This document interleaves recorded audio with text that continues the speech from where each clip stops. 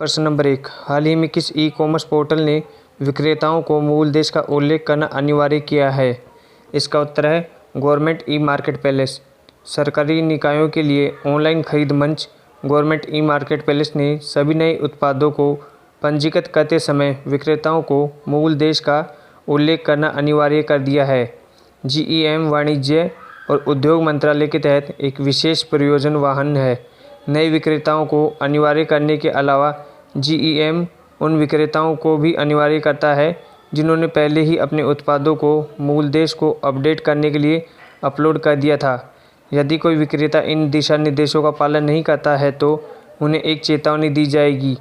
यदि उनके उत्पाद अपडेट नहीं किए जाते हैं तो उन्हें हटा दिया जाएगा। प्रश्न नंबर 2, हाल ही में पीएम केयर्स फंड के 1000 करोड़ रुपए के पहले आवंटन के लाभार्थी कौन हैं? इसका उत्तर प्रवासी श्रमिक। पीएम केयर्स फंड ट्रस्ट ने सभी राज्यों और केंद्र शासित प्रदेशों में प्रवासी मजदूरों के कल्याण के लिए 1000 करोड़ रुपए आवंटित किए हैं। फंड का वितरण 2011 की जनगणना के अनुसार जनसंख्या के लिए 50% वेटेज के फॉर्मूले पर आधारित है। सकारात्मक कोविड-19 मामलों की संख्या के लिए 40% वेटेज और सभी राज्यों संघ राज्य क्षेत्रों के बीच समान वितरण के लिए 10% है। यह कोर्स प्रवासियों के आवास, भोजन, चिकित्सा, उपचार और परिवहन की व्यवस्था के लिए उपयोग किया जाएगा। प्रश्न नंबर 3, हाल ही में पीएम केयर फंड ने किस संगठन को 30,000 वेंटिलेटर निर्माण करने का ऑर्डर दिया है? इसका उत्तर Bharat electronics limited. PM care fund ने भारत इलेक्ट्रॉनिक्स लिमिटेड संगठन को 30,000 वेंटिलेटर निर्माण करने का ऑर्डर दिया है। भारत सरकार ने आत्मनिर्भर भारत बनाने के लिए 50,000 मेड इन इंडिया वेंटिलेटर के लिए 2,000 करोड़ रुपए आवंटित किए हैं। प्रश्न नंबर 4, हाल ही में केंद्रीय स्वास्थ्य मंत्री डॉक्टर हर्षवर्धन ने कौन सा मोबाइल ऐप लॉन्च किया है? इसका उत्तर है ई ब्लड सर्विस। केंद्रीय स्वास्थ्य मंत्री डॉक्टर हर्षवर्धन ने ई ब्लड सर्विस नामक ऐप लॉन्च किया है। यह मोबाइल एप्लीकेशन भारतीय रेड क्रॉस सोसाइटी की एक पहल है। रक्तदान शिविर आयोजित करने के लिए इंडियन रेड क्रॉस सोसाइटी द्वारा नई दिल्ली के सभी इलाकों में मोबाइल रक्त संग्रह इकाइयाँ भेजी जाएंगी। इस ऐप को लॉन्च करने का उद्देश्य उन लोगों की चिंताओं को समाप्त करना है जिन्हें नियमित रक्त की आवश्यकता होती है। यह मोबाइल एप्लीकेशन शहर में ब्लड बैंकों की रक्त की उपलब्धता के बारे में जानकारी प्रदान करेगा। एक व्यक्ति एक बार में 4 यूनिट रक्त के लिए ऑर्डर दे सकेगा। यह mobile app centre for development of advance computing की ई रक्त कोष टीम द्वारा विकसित किया गया है। नंबर 5, हाल ही में एमएसएमई ने कितने रुपए की गारंटी कवर वाली योजना शुरू की है? इसका उत्तर 20,000 करोड़ रुपए। एमएसएमई ने 20,000 करोड़ रुपए की गारंटी कवर वाली योजना शुरू की है।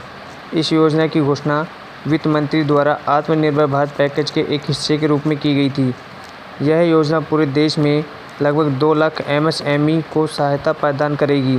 इस योजना के तहत गारंटी कवर बैंकों से प्रमोटरों को प्रदान किया जाएगा। केवल वे ही प्रमोटर जो एमएसएमई या तो एक नॉन परफॉर्मिंग एसेट बन गए हैं या आर्थिक रूप से तनाव में हैं, इस योजना के लिए पात्र होंगे। प्रश्न नंबर 6, देवी का पुल कहाँ पर स्थित है? इसका उत्तर है जम्मू कश्मीर। देवी का पुल जम्मू कश्मीर के उधमपुर में स्थित है। हाल ही में इस पुल का उद्घाटन किया गया है। प्रश्न नंबर 7, सीमा सड़क संगठन का मुख्यालय कहाँ पर स्थित है? इसका उत्तर है नई दिल्ली। सीमा सड़क संगठन का मुख्यालय नई दिल्ली में स्थित है। यह भारत के सीमांत क्षेत्रों में सड़क नेटवर्क का निर्माण तथा प्रबंधन करता है। यह संगठन अफगानिस्तान, भूटान, म्यांमार और श्रीलंका में भी अधोसंरचना निर्माण कार्य करता है।